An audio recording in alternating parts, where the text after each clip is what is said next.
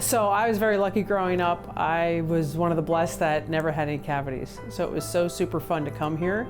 In fact, Dr. Wyra, we consider him family. I call him my uncle. He was my dentist my whole life. So my whole life I came in, I would come and get my checkups, I would get to see him and it'd be great. And then I was like a sophomore in college and he goes, you know, there's new things out called sealants. And if we put those in your teeth, you really won't get cavities. Would you like them? And I said yes. And I got to go down the hall and it was game over. Like, I fell in love with everything in the room. I didn't even sit down.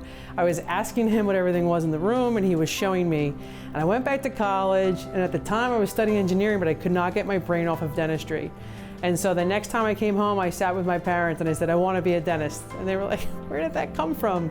And I said, I fell in love with everything Dr. Wyra showed me. And that summer, I went office to office with every specialty: orthodontics, oral surgery, restorative, endodontics, periodontics, and I wanted to do them all. So I couldn't wait to go to dental school, and that's why I'm here today. I'm born and raised in this area. I've been here my whole life, and I came up through the school system. I went to St. Rose right over there in Belmar for high school. From there, I went to Lehigh University, where I was lucky enough to play basketball and softball while getting a degree in industrial engineering. And again, right there in the middle of that college experience was, I want to go be a dentist. So what I did was I went to dental school after I did my degree at Lehigh. And after dental school, I went and did a general practice residency at Monmouth Medical Center in Long Branch. And then from there, I entered private practice. My brain is very technical. And I fell in love with implant dentistry because of how technical it is. And you're dealing with lever arms and forces and torque, and it just gets me excited with my engineering background. And so I wanted my case to be so perfect for my patients when I got started.